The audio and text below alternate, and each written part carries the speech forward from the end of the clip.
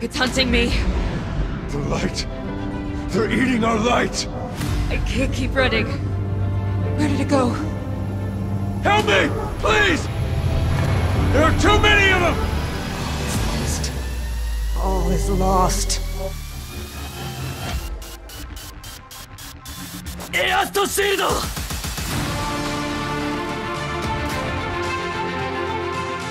Range Shield! Koi, Fundo no Tate!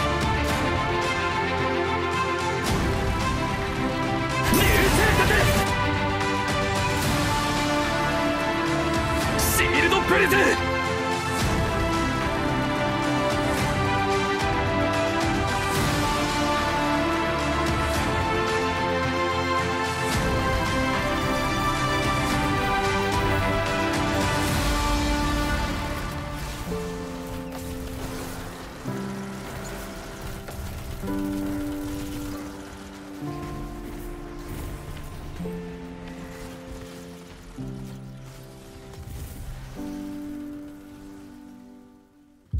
Hello everybody, how's everyone doing today? We're going to be back on the Titan and we're going to be looking over an exotic that got buffed when Season of the Deep dropped. And that would be nothing other than Second Chance. Its exotic perk finally got the update it deserves, and it now allows shield throws to weaken enemies and pierce bear champion shields, on top of already giving you an extra shield throw. The stats you should be focusing on are resilience and strength. We're going to be using our melee and our barricade a lot in this build, and everything I have highlighted is really just going to help us optimize that. Please feel free to pause the video so you guys can make sure you get the right mods. Now, I don't want to make this video longer than it needs to be, but I will be bringing up certain mods and how they interact with the build later on. We are going to be taking advantage of 3 artifact perks, and the first off is going to be Into the Breach, where defeating a void debuff target creates a void breach, alongside Protective Breach, which grants you an overshield by picking up a void breach.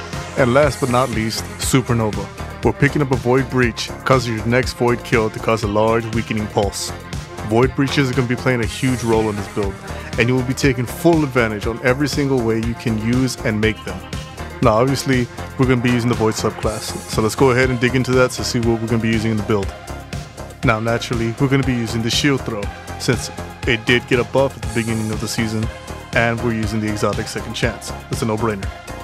Now the grenade that we're going to be using is going to be the suppressor grenade. This is going to help us against overload champions and help us make more void breaches as soon as we start getting into the fragments. Our first aspect is going to be controlled demolition.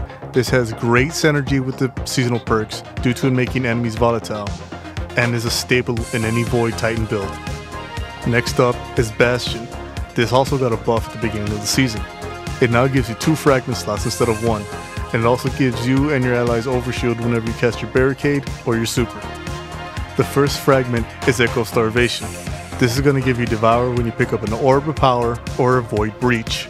I've already said it before, but Void Breaches are going to play a huge role in this build. Next up is Echo of Exchange, where melee final blows grant grenade energy. This will help reduce our downtime on grenades even more.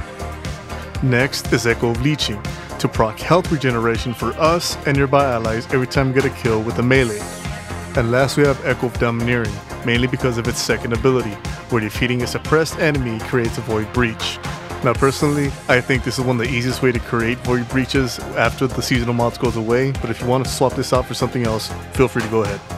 Now the exotic that we're going to be using with this build is one I think needs a little more love, and that is Bastion, with the perk Saint's Fist that fires 3 kinetic slug bursts, and Breakthrough, which is going to help us take care of unstoppable champions. With Bastion and all the utility that we're getting from our subclass, we have everything we need to stop pretty much everything in this game in its tracks. We're pairing Bastion with this build specifically because of the weakening effect of the shield throw. If we go to Carl real quick, we can see that Bastion's base damage only puts out 4,448 to 4,449 per burst. These numbers are nothing really crazy, and this is because Bastion inherently by itself can't crit. But if we apply the weakening effect of the shield throw now, we see that those numbers skyrocket to 10,231 to 25,577 damage per burst. This is a massive change, and just look at how that health bar just evaporates. It's crazy. We're also going to be using the new Positive Outlook auto rifle. 1, it's void, and 2, it has pugilist. This will also help keep our shield throw up as much as possible. Now, this isn't going to be like every other build out there. You're not going to be able to spam abilities back to back to back.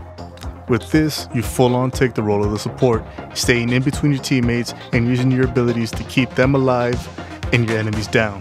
You're going to want to start off every engagement with the grenade. This will guarantee you a void breach, whether from the grenade kill itself or by defeating an enemy that you suppressed. Picking up that void breach will then kickstart all the mods and aspects. This also guarantees you an overshield from protective breach, and because of elemental charge, this also gives you a chance to get an armor charge, which will help start your melee kickstart mod to get going. Now, as you see me do in some of the clips, you can use your barricade not just defensively but also offensively. Because of the overshield that you and your team get when casting it, you can cast it off to the side where it's not really getting in anyone's line of fire.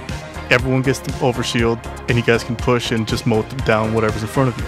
Now remember, you have 2 shield throws with this build.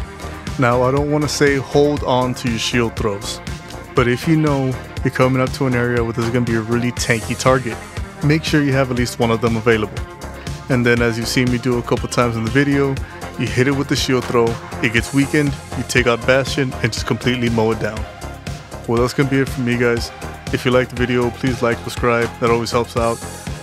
And as always, keep a kind heart, keen mind, and a savage soul. I'll see you guys later. Peace.